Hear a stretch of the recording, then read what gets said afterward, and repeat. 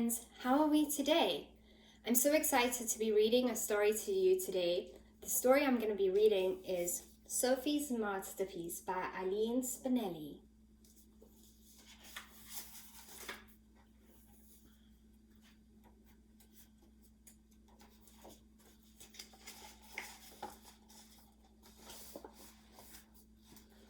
Sophie was no ordinary house spider. She was an artist.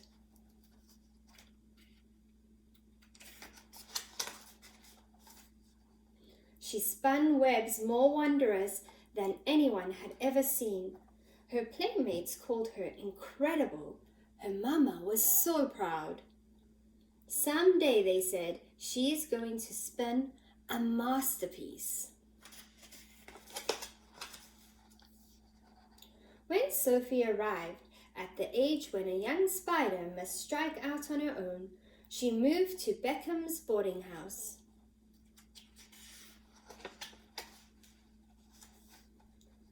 The first thing she did was look around. She saw dull green walls, faded rugs, and old window shades. The place cried out for her talents. Sophie set to work. Her first project was to weave a web of curtains for Beckham's front parlor. Day after day, she whizzed along, blending a golden thread of sun into her silk.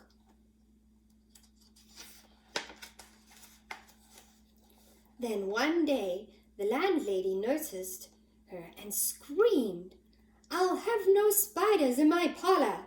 She swatted at Sophie with a dust rag. Sophie knew when she wasn't wanted. She scrambled across the wall and up the stairs into a tugboat captain's closet.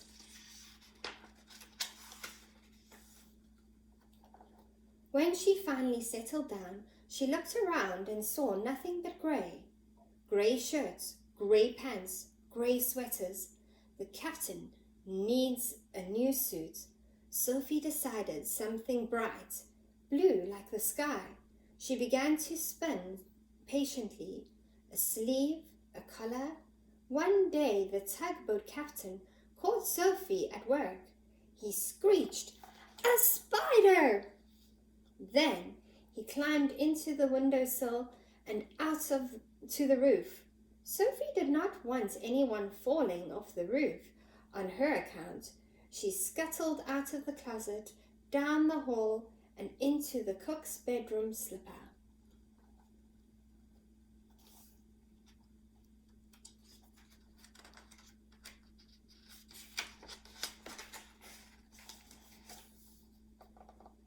Cook's bedroom slippers were patched and dirty. "I'll spin Cook a new pair," Sophie thought, after I rest a bit. No sooner had Sophie snuggled into the toe than she was being flung to the floor. Was it an earthquake? No. It was Cook who had shaken Sophie out. "Yuck!" scowled Cook. "Look at that ugly, disgusting spider." Sophie's feelings were hurt. With great dignity, she journeyed across the rug and under Cook's store. She made the long climb up the steep stairs to the third floor where a young woman lived. Wearily, Sophie slipped into the young woman's knitting basket and fell asleep.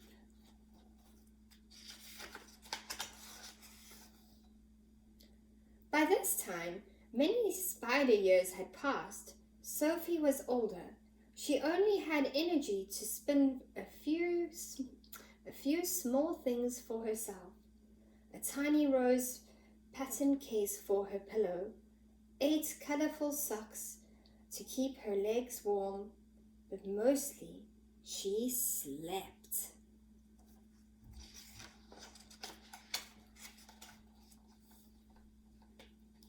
Then one day the young woman discovered Sophie. "Oh no," thought Sophie. Close to tears, she knew she did not have the strength for any more journeys. But the young woman did not swat at Sophie with a dust rag. She did not climb on the roof.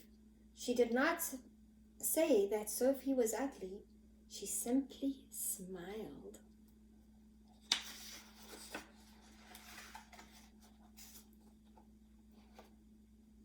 And without disturbing Sophie in the least, the young woman picked up her needle and yarn. Sophie watched as the young woman knitted day after day. "Booties," cried Sophie. The young woman was going to have a baby. After the booties were finished, the young woman knitted a baby sweater. Then the yarn was gone. The young woman did not have enough money to buy yarn for a baby blanket. "Never mind," the lady told her. "There's an old brown quilt in the hall closet. Your baby can use that." Sophie had seen the quilt. It was so scratchy and drab, not fit for a baby.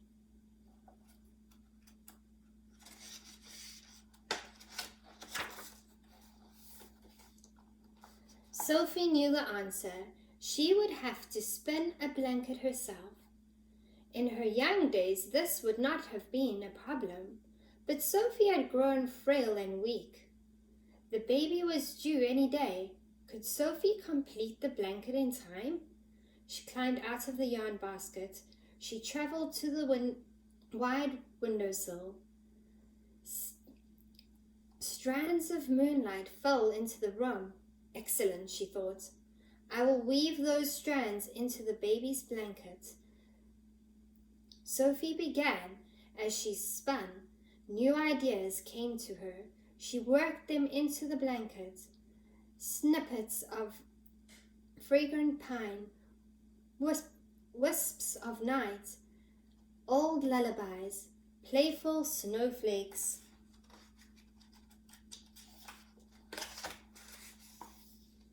Sophie spun without blinking or eating or sleeping. She was never more exhausted or determined. On and on she spun. She was down in the furthest corner of the blanket when she heard the cry of the young woman's newborn baby. And there, on that farthest corner, is where Sophie wove into the blanket her very own heart.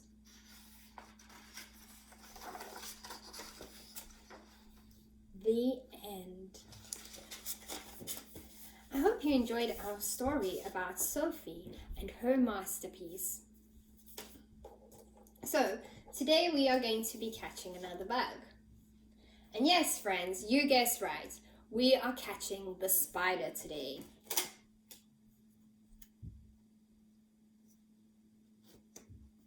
Should we name this spider Sophie?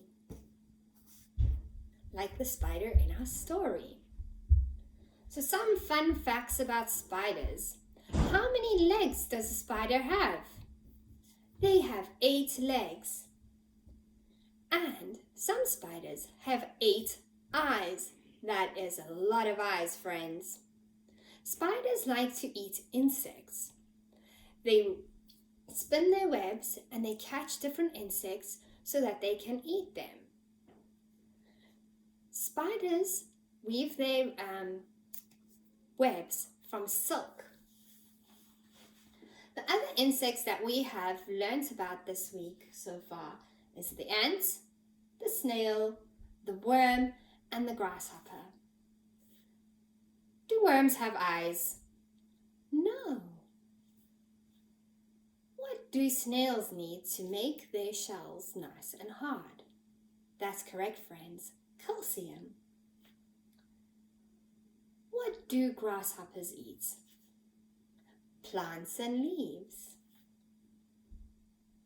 Ants can carry up to 20 times more than their own weight. So, this is our jar. How many insects have we collected so far? 1, 2, 3, 4, 5 insects.